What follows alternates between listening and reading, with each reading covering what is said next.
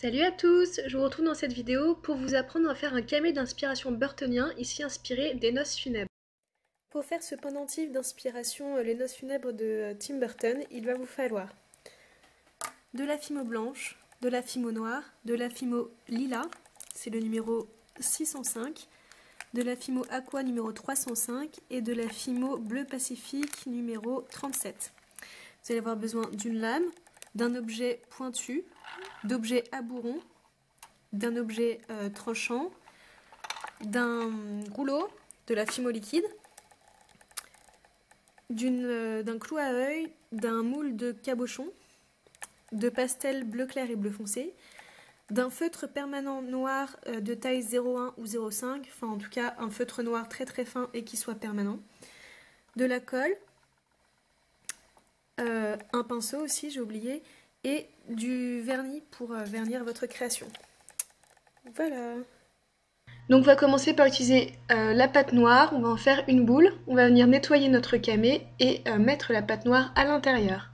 On va venir bien pousser la pâte dans les bords pour prendre tous les contours et avec un rouleau on va venir aplatir puis lisser le dessous du camé pour que ça soit à peu près sans trace. Ensuite on va commencer par faire la couleur du visage, donc on va mélanger du blanc et du bleu aqua. Donc on mélange ces deux couleurs jusqu'à ce qu'on obtienne une couleur homogène qui soit vraiment un bleu assez clair. Ensuite, on va démouler notre camé.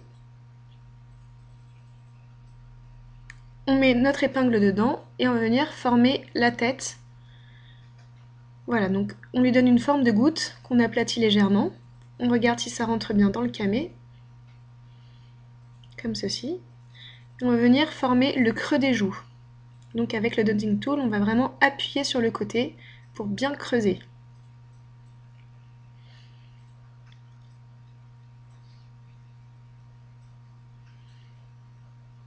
On va venir prendre un dotting tool un peu plus gros. Voilà. On va venir former le nez. Donc pour cela, on prend un tout petit bout de pâte qu'on vient positionner à l'emplacement du nez et avec un outil, on va venir lisser les bords pour ne plus voir de démarcation entre le nez et le visage. On lisse avec le doigt.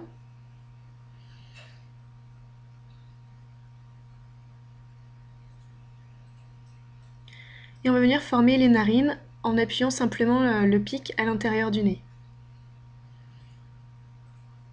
On vient former les yeux avec notre gros dotting tool.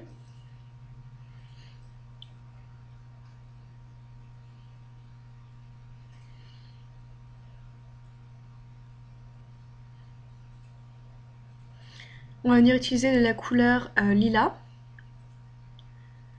pour faire la bouche. Donc pour cela, on va prendre un tout petit morceau qu'on va venir aplatir, enfin affiner aux deux extrémités, puis arrondir avec un dotting tool pour faire la lèvre inférieure.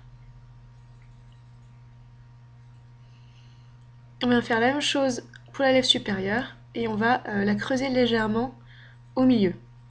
Donc on vient l'appliquer sur la lèvre inférieure, on la creuse avec un dotting tool, et ensuite on vient repincer avec les doigts chaque côté de la bouche pour souder les lèvres. Ensuite on l'applique où il faut sur le visage.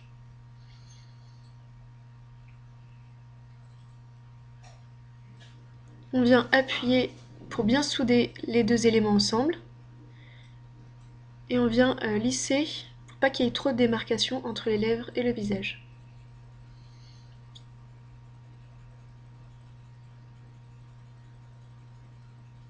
Ensuite on va venir coloriser et apporter un petit peu d'effet d'ombre, donc avec les pastels bleu clair et bleu foncé. On va venir appliquer la couleur dans les creux du visage, donc là dans les orbites et à l'endroit où on a creusé les joues principalement, et en fait sur tout le contour du visage. Donc là on voit pas très bien puisque c'est filmé de haut, mais j'applique vraiment les pastels sur le tour du visage, plutôt vers la base.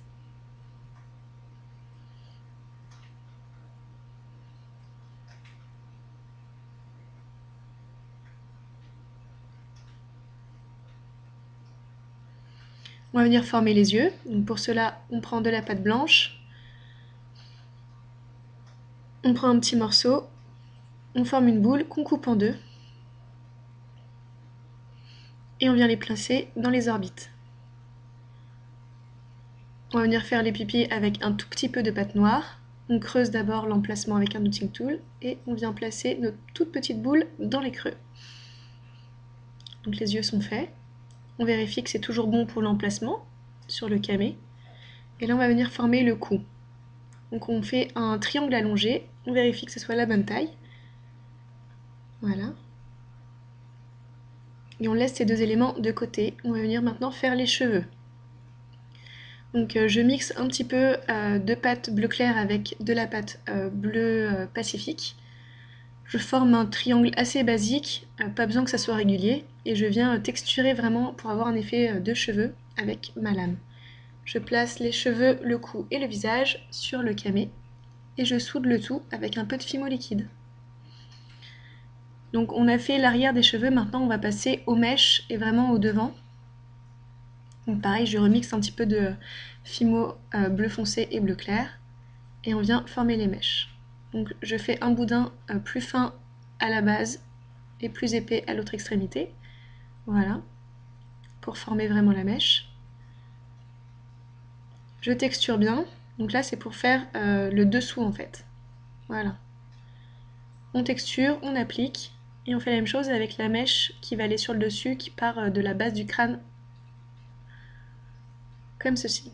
On fait exactement la même chose pour l'autre côté.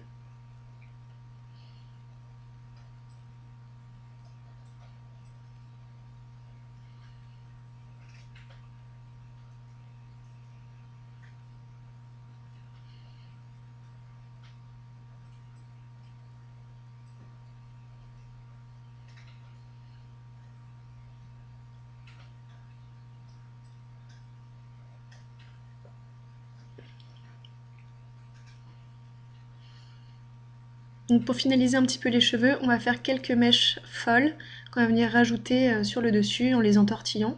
Donc ça c'est un petit peu comme vous le sentez, vous pouvez les faire ou non. J'ai décidé de les faire.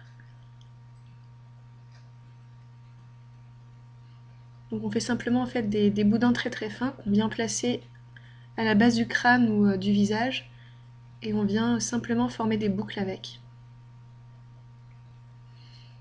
Et vous pouvez en appliquer autant que vous voulez.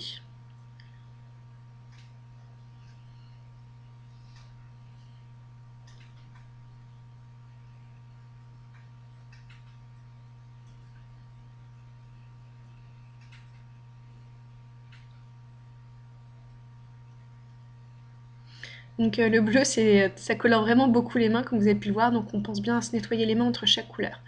Donc là, je vais utiliser le lilas, tout simplement parce que normalement, ce personnage a un voile sur la tête, et j'ai décidé de remplacer ce voile par un nœud. Donc là, on est en train de former les boucles du nœud.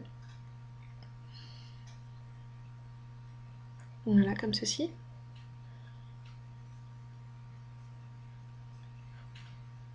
On lui met un petit peu de relief et un peu de mouvement en appliquant le dotting tool dessus. On regarde comment placer le nœud. Voilà, je décide de le mettre comme ça. On remet un petit peu de couleur sur les joues pour accentuer avec les cheveux et sur le cou.